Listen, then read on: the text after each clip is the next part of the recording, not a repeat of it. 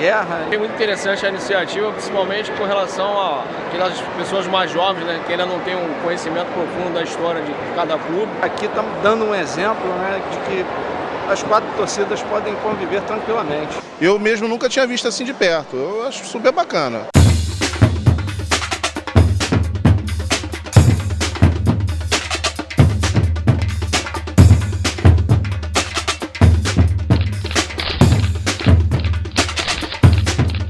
Eu nunca tive oportunidade de ir à Gávea para vê-los, né? A gente assiste lá de cima da arquibancada, né, as taças sendo erguidas, mas nem sempre tem a oportunidade de ver assim tão perto. Eu achei lindo, achei muito bonito. Falta é isso, eu nunca tinha visto.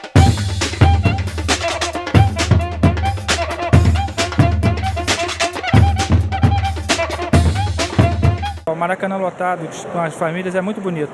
E é divertido você torcer pelo time que você gosta, que você tem sentimento. Existe esse movimento favorável para que as famílias retornem ao futebol.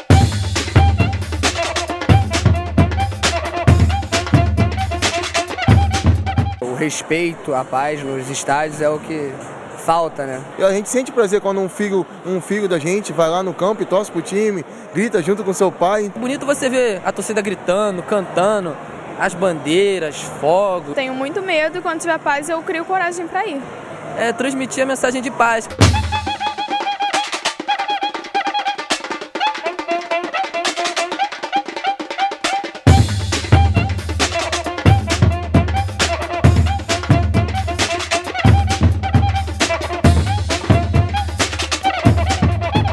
Essa ideia de paz entre as torcidas seja uma constante até a Copa que nós vamos sediar em 2014.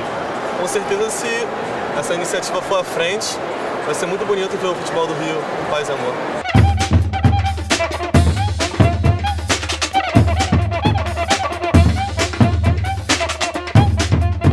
Brasileiro, brasileiro, que amargado se te ve.